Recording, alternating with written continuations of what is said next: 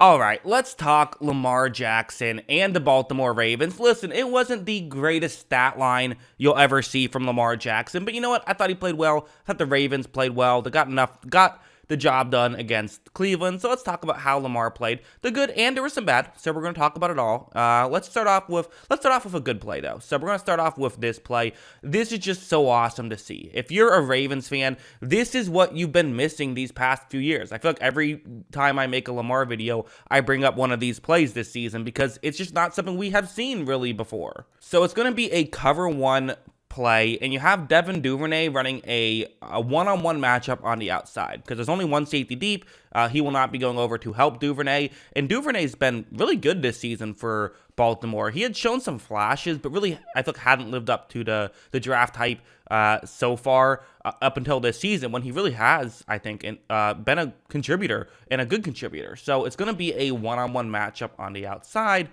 Watch what happens. As you see, Lamar Jackson is going to look in that direction. He's going to fire in that direction, and there's a window. It's not the biggest window you'll ever see, right? This isn't Tyreek Hill in some of those windows that he'll generate, but it's a good window. It's an opening, and a good throw will create the catch here. Lamar puts it right on the money, and they're able to pick up a big gain there. And if you can pick up those big chunk plays, if you're the Ravens, that's huge because for the Ravens, historically, they haven't been great at these past couple of years. But also, you know teams aren't going to play two safeties deep against you. You have Lamar Jackson. They're going to be aware of the run. And so these plays are open, and you can get chunk plays consistently if you can get these plays consistently. They just haven't been able to do that.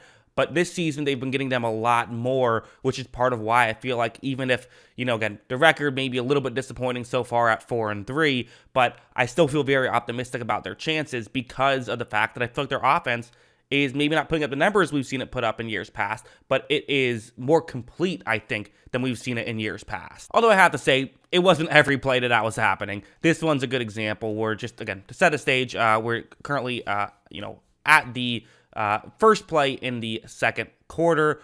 Watch what happens. Lamar is going to take the snap, and I'm going to pause this one 5 seconds into the play. So we are at 5 seconds here. This is about twice as long as you typically get. Now, why are they getting so much time? Well, because this started off as a three-man rush. Now, eventually, someone who dropped back into coverage is now rushing a passer again, so it looks like it's a four-man rush, but it was a three-man rush up until this point.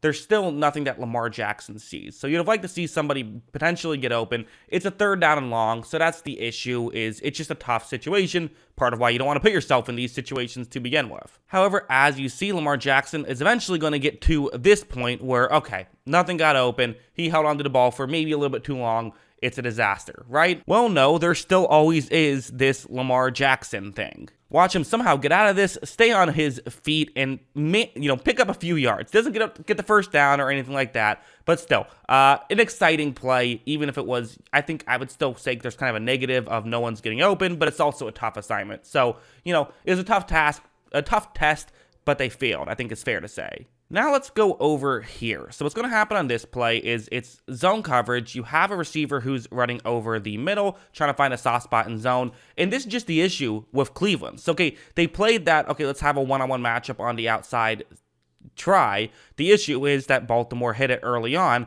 and so Cleveland said, okay, well, let's drop back into zone a lot. Zone is good, zone is fun, because, Lamar Jackson can't run all over us if we're in zone, because we have a bunch of guys who are going to be looking at him. Plus, it's a zone blitz here, so you have 5 guys rushing to passers. So Lamar Jackson, unless he does something crazy, which he does sometimes, but unless he makes an incredible play, will not be running on us on this play, so then we can just try to play coverage. The issue is the Ravens have always been very good against zone coverage. They've always been done a good job in the Lamar Jackson era of scheming guys open so they can potentially, make a play.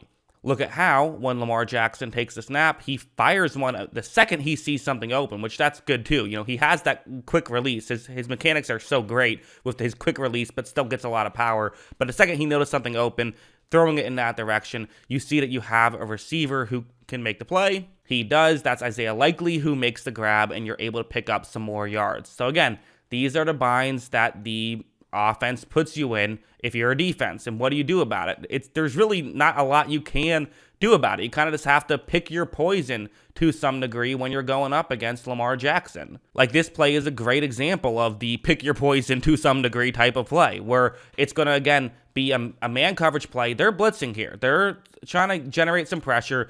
They're doing what a lot of teams have done against Lamar Jackson, which is force him to make a throw quickly. And there's going to be two things wrong with that. The first of which is, if you're sending a lot of guys, you have to get pressure quickly. Watch, as you see, they do a heavy blitz, and, this is too long into the play for Lamar Jackson to just now have to start moving around. I mean, we're talking 3.5 seconds into the play, and he's still pretty good. Ideally, you want to get the pressure in less than 2 seconds when you run this kind of blitz, so having it happen this late into the play, not ideal by Cleveland, and what you have to do is say, hey, give credit to Baltimore blocking here, not just their offensive line, but everyone who was blocking. You have tight ends and halfbacks in the game blocking. So, give them credit, giving Lamar just enough time to look and see if he has an opening. Now, you see I've circled Mark Andrews. Mark Andrews does not have separation, but he does have something that the player who's covering him does not have, and that's a clear line of vision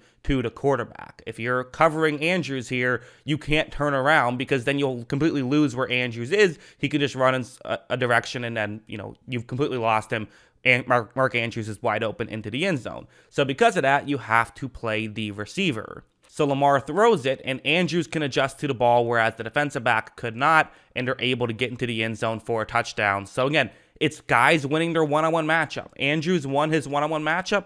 Baltimore was able to block well, and Lamar did the right thing.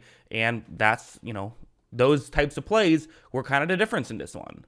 Finally, one more play. This one, it's the classic Lamar Jackson play. I still remember his first game against Cincinnati in the regular season, when this is a lot of what they were doing was just these simple option plays that can completely frustrate a defense. And this is something that it's always a part of their game, and I think that it's part of what makes this Ravens offense just go to the next level sometimes. The way it works is I've circled a Cleveland player in white where he's the guy who Lamar Jackson's going to make his read on.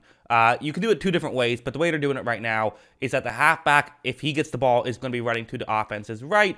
If Lamar Jackson keeps it himself, then he runs kind of up the middle. And typically the way you do this is, if you're the quarterback, the first option is you run the football. The first option is you say, if I can get past the edge rusher that I've circled, then I keep the ball myself and run. If I can't do that, then I give the ball to my halfback, and, at least we've taken a blocker out of the play because he's focused on me instead of the halfback. Right when this play begins, it's, I think being played pretty well by Cleveland. Like, this isn't like bad defense or anything like that, I wouldn't say. However, Lamar keeps it himself and just runs by him because he's Lamar Jackson, and he picks up the first down. And it's just like, these plays are always such a difficult play to stop if you're a defense. This is part of what allows the Ravens to continue to be successful with this stuff. It's part of why they're, hey, listen, 4-3, I get it. You had higher expectations. You want to be better than 4-3. Well, you have a chance to be on Thursday to be better than 4-3 because Tampa Bay looks awful right now. Of course, a big way they would be better than 4-3 is if they just stop blowing so many games. But for now, you can't go back and change the past. There still are reasons to be optimistic. At least that's what I think. What do you guys think? Let me know in the comments below. Always love hearing from you. And of course, as always, thanks for watching.